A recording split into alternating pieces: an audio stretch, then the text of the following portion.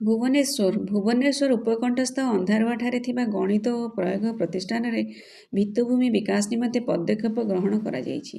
ଅନୁଷ୍ଠାନ ପରିସର ମଧ୍ୟରେ ପାଠାଗାର କୋଠା, ଶିକ୍ଷକ ଶିକ୍ଷୟିତ୍ରୀମାନଙ୍କ ନିମନ୍ତେ ବାସଗୃହ, ହଷ୍ଟେଲ ଓ ଏକାଡେମୀ ବ୍ଲକର ଅତିରିକ୍ତ ମହଲା ନିର୍ମାଣ ନିମନ୍ତେ ଏକ ବୁଝାମଣା ପତ୍ର ଖାରବେଳ ଭବନଠାରେ ସ୍ୱାକ୍ଷରିତ ହୋଇଛି।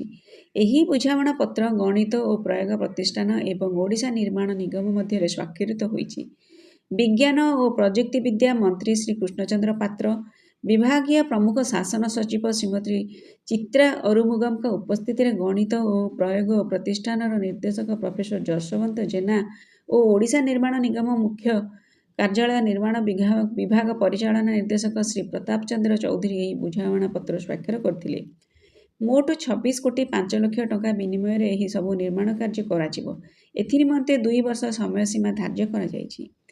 ଏହି ଅବସରରେ ବିଜ୍ଞାନ ଓ ପ୍ରଯୁକ୍ତି ବିଦ୍ୟା ବିଭାଗର ଅତିରିକ୍ତ ଶାସନ ସଚିବ ଶ୍ରୀମତୀ ଶିବାନୀ ମହାନ୍ତି ଓ ଶ୍ରୀମତୀ ପୂଜା ମିଶ୍ର, ପଠାଣି ସାମନ୍ତ ପ୍ଲାନେଟୋରିୟମ ନିର୍ଦ୍ଦେଶକ ଶ୍ରୀମତୀ ଉର୍ମିପ୍ରଭା ମହାରଣା, ଓଡ଼ିଶା ନିର୍ମାଣ ନିଗମର ପରିଚାଳନା ନିର୍ଦ୍ଦେଶକ ଶ୍ରୀ ବିଭୂତିଭୂଷଣ ଦାସ, ଗଣିତ ଓ ପ୍ରୟୋଗ ପ୍ରତିଷ୍ଠାନ ଅଧ୍ୟାପକ ଓ ଅଧିକାରୀ ପ୍ରମୁଖ ଉପସ୍ଥିତ ଥିଲେ। ସମୃଦ୍ଧ ଓଡ଼ିଶାରୁ ରଜତ ମହାପାତ୍ରଙ୍କ ରିପୋର୍ଟ।